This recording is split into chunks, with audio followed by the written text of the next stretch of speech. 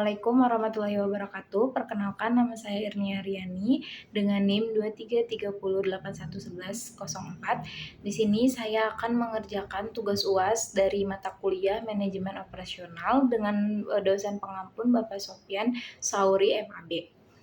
Dalam video ini, saya akan mereview 3 materi penting dalam manajemen operasional, yaitu yang pertama, ada desain barang dan jasa yang sebelumnya sudah dijelaskan oleh kelompok 1, dan yang kedua, ada pengelolaan kualitas dari kelompok 2, dan yang ketiga yaitu strategi lokasi yang sudah dipaparkan sebelumnya oleh kelompok 4. Untuk yang pertama, kita mulai dari desain barang dan jasa. Oke, untuk yang pertama yaitu apa sih desain barang dan jasa? Desain barang dan jasa adalah proses kreatif untuk menciptakan produk yang memenuhi kebutuhan pelanggan. Dalam proses ini, perusahaan harus mempertimbangkan fungsi estetika, keamanan, dan ergonomi. Pemilihan produk atau jasa yang ditawarkan harus didasarkan pada riset pasar, nilai merek, biaya produksi, hingga keunggulan kompetitif. Proses desain dimulai dari ide, penelitian, pengembangan konsep, perencanaan produksi, sampai dengan peluncuran dan evaluasi pasca produksi. Dalam pengembangan produk, kita mengenal konsep rumah kualitas atau quality function development, di mana kita menaikkan keinginan pelanggan dengan proses produksi. Selain itu, ada juga desain berbasis teknologi seperti CAD, CAM, pencetakan 3D, hingga realitas virtual. Ini semua membantu efisiensi produk dan penciptaan produk yang presisi. Dalam peluncuran produk, perusahaan bisa memiliki strategi internal seperti inovasi baru atau strategi eksternal seperti kerja sama dan akuisisi. Dan yang terakhir, aspek keberlanjutan tidak boleh diabaikan. Desain ramah lingkungan, pengurangan limbah, dan pemilihan pemasok yang bertanggung jawab menjadi hal penting untuk menjaga daya saing dan reputasi jangka panjang. Oke, untuk contoh dari desain barang, kita bisa mengambil contoh dari produk Apple. Kenapa produk Apple itu relevan dengan desain barang? Karena Apple sangat fokus pada desain estetika, fungsionalitas, dan user experience.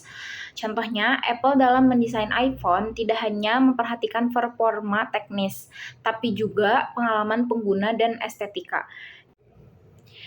Dan untuk contoh yang kedua yaitu desain jasa. Kita bisa mengambil dari Gojek. Kenapa Gojek ini relevan dengan desain jasa? Karena Gojek mengembangkan layanan berbasis PCN. PCN itu atau Process Chain Network dengan interaksi tinggi antara pelanggan dan sistem. Dalam jasa, Gojek menerapkan desain layanan yang efisien melalui pembatasan opsi, layanan, dan interaksi digital otomatis. Untuk selanjutnya, kita masuk ke materi kedua, yaitu pengelolaan kualitas. Kualitas bukan hanya hasil akhir dari sebuah produk, tapi cerminan dari seluruh proses yang terjadi dari perencanaan hingga pelayanan pelanggan. Ada 8 prinsip utama dalam manajemen kualitas, seperti kepemimpinan yang kuat, keterlibatan seluruh karyawan, pendekatan sistem, hingga hubungan yang saling menguntungkan dengan pemasok. Untuk menjaga kualitas, perusahaan perlu memperhatikan biaya kualitas atau cost of quality yang terbagi jadi 4, yaitu pencegahan, penilaian, kegagalan internal, dan kegagalan eksternal. Salah satu metode perbaikan yang paling populer adalah Six Sigma. Dengan pendekatan DMAIC, Define, Measure, Analyze, Improve, dan Control. Salah satu metode perbaikan yang paling populer adalah Six Sigma. Apa sih Six Sigma? Dengan pendekatan DMAIC yang terdiri dari Define, Measure, Analyze, Improve, dan Control.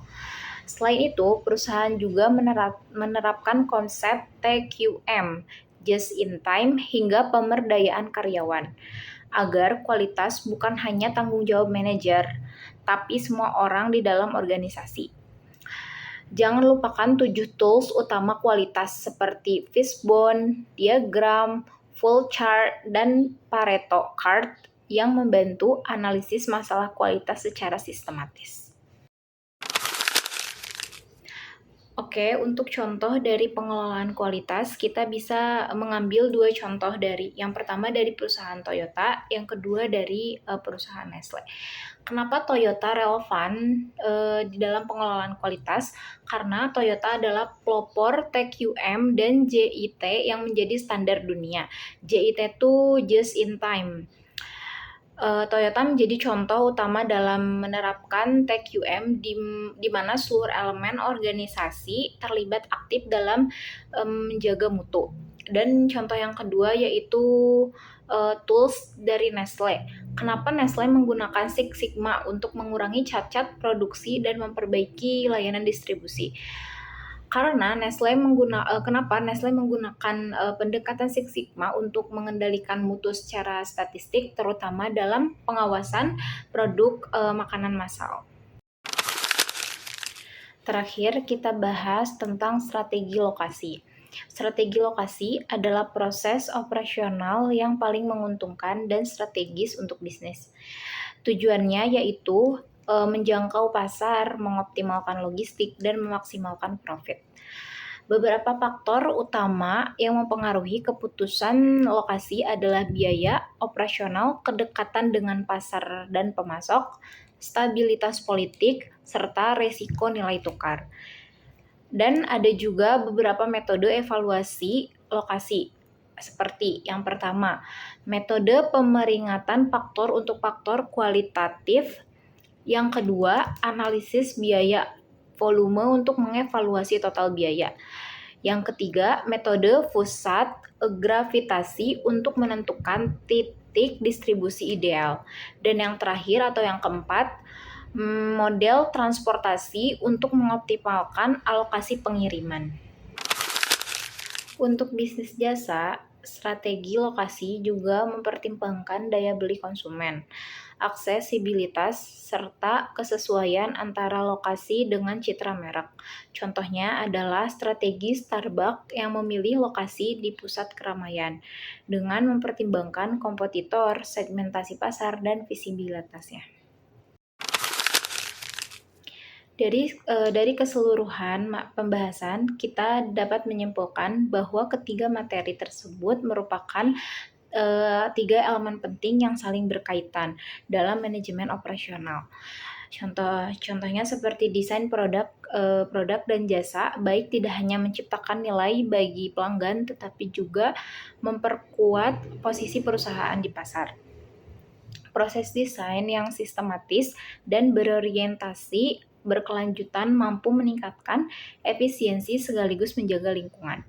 Di sisi lain, pengelolaan kualitas menjadi kunci untuk memastikan bahwa produk dan layanan yang ditawarkan benar-benar sesuai dengan harapan pelanggan.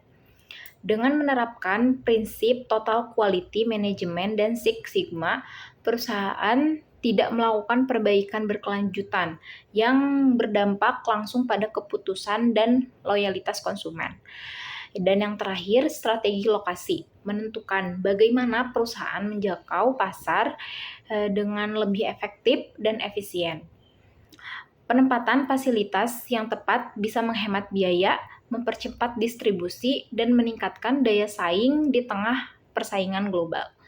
Maka ketiga aspek ini harus dirancang dan dijalankan secara sinergi agar operasional perusahaan berjalan optimal dan mampu bertahan di pasar yang terus berubah.